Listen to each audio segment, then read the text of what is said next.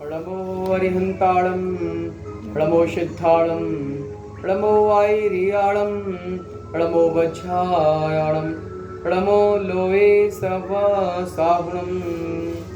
हमने पद्म पुराण के अंतर्गत पर्व 13 में रावण के बारे में पढ़ा। रावण बहुत शक्तिशाली राजा था। उसने इंद्र को पराजित कर अपना राज्य और विस्तृत कर लिया। हमने देखा रावण बहुत धार्मिक व्यक्ति था। रावण महाबलवान था, पराक्रमी था और बड़े बड़े राजा उसके यहाँ पर नतमस्तक होने आते थे। अब हम जो है आगे रावण के बारे में बात करते हैं।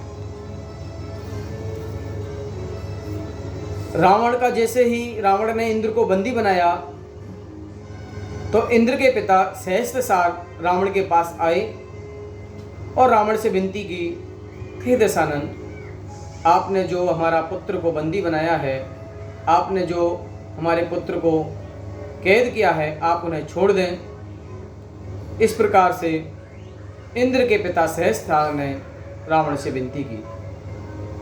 जैसे ही रावण ने उनकी विनती सुनी तो रावण ने कहा, आप चिंता न कीजिए, जो इंद्र है मेरे चौथे भाई के समान ही है। जब आपका पुत्र आप मेरे पिता के तुल्य हैं तो ये मानिए कि वो मेरा भाई है। उसको पाकर मैं संपूर्ण पृथ्वी शत्रु रहित करूंगा।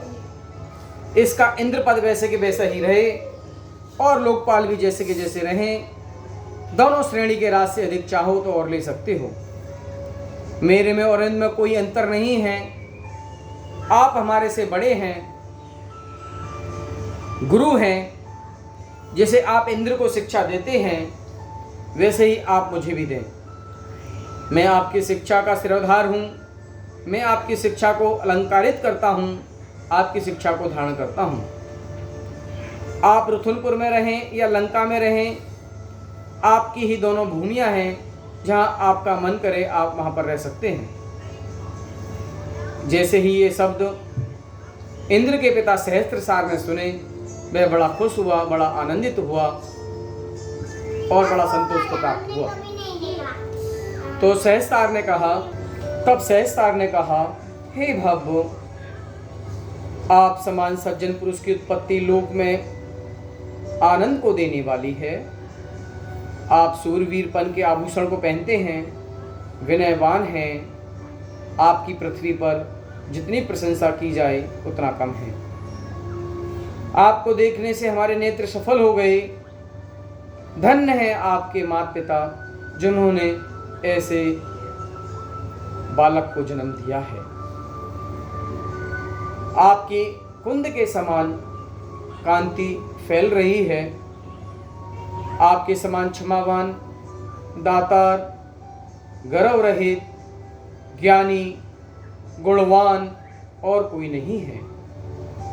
आपने कहा कि आपका घर ही है। जैसा इंद्र वैसा मैं, सो आप इन बातों के लायक हो। आपके मुख से ऐसे वचन निकलने से हमें बड़ा संतोष को प्राप्त होता है और ऐसे बिरले लोग ही होते हैं जो कि इस तरह की बात कहते हैं। कहा गया है, स्वर्ग से भी बढ़कर जन्मभूमि होती है और जन्मभूमि माता के समान होती है। हम उसको छोड़ नहीं सकते हैं और जन्मभूमि पर जहां भी मन लगता है वो आकुलित होता है व्यक्ति। तुम सब पृथ्वी के पति हो, तुम भी लंका के प्रिय हो। हमारे मित्र, बंधु वर्ग, पूरी प्रजा हमारे आने की राह देख रही है। इसलिए हम अपने नगर रतनपुर जाएंगे।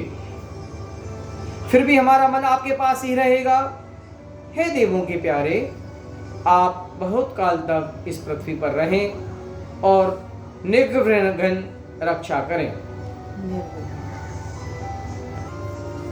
आप जनता की निर्विघ्न रक्षा कीजिए।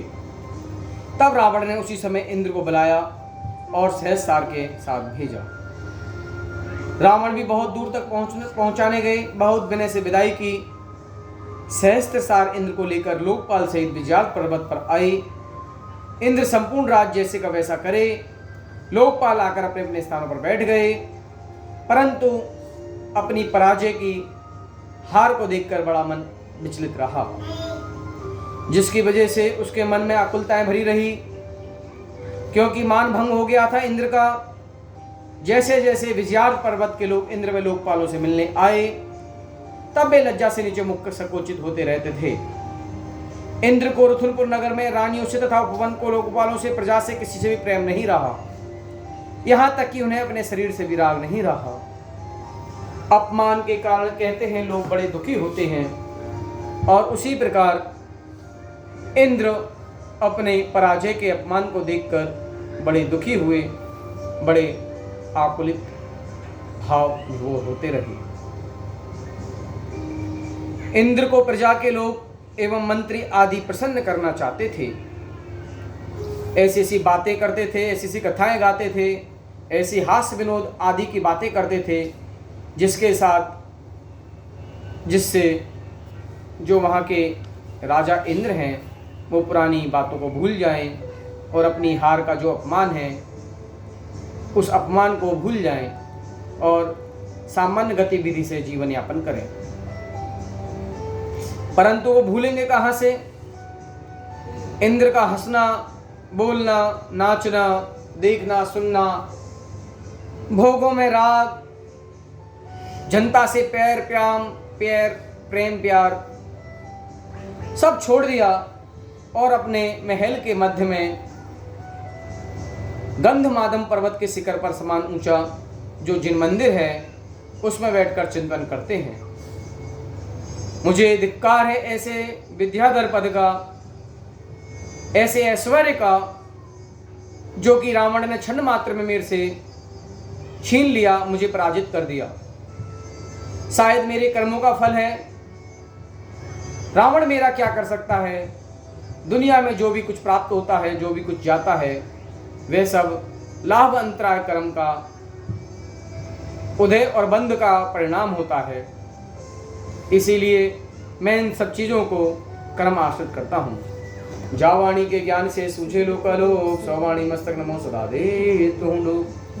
हे जिनवाणी भारती तो ही जपू दिन रे, जो तेरा शरणा गए सो पावे सुख चैन। इस प्रकार से हमने इसमें पढ़ा। राजा इंद्र के पिता सहस्तार रावण से विनती करते हैं और रावण को कहते हैं कि आप हमारे पुत्र को छोड़ दीजिए और हम अपने नगर में पुनः वापस जाना चाहते हैं। तो राजा इंद्र और सहस्तार दोनों अपने नगर में आ जाते हैं, लेकिन जैसे ही इंद्र को अपने नगर में आता है तो अपनी हार का अपमान सहन नहीं कर पाता है। वहाँ की प्रजा से उसको राग भाव खत्म हो जाता है। ये संसार असार दिखने लगता है और संसार में कर्म की परिणति से अपने आप को दुखी जानकर कहता है कि संसार असार है। संसार में जो वस्तु हमें प्राप्त हुई है वो हमारे कर्म के अधीन है, जो वस्तु हमारे से जाती है वो भी कर्म के अधीन है। यह राजपाट, ये भोग सामग्री सब मेरे पुण्य के अधीन थी जब तक मुझे प्राप्त हो रही थी, और जो मैं अपमान को सहन किया है हार का, वह मेरे अधीन नहीं था, मुझे में ऐसी शक्ति नहीं थी, मेरे कर्म के उदय प्रबल नहीं थे, जिसके कारण मुझे हार को प्राप्त करना पड़ा। नमो अरिहंताणम, नमो सिद्धाणम, नमो आयुर्याणम, नमो गच्छायाणम, नमो लोये सव सहम।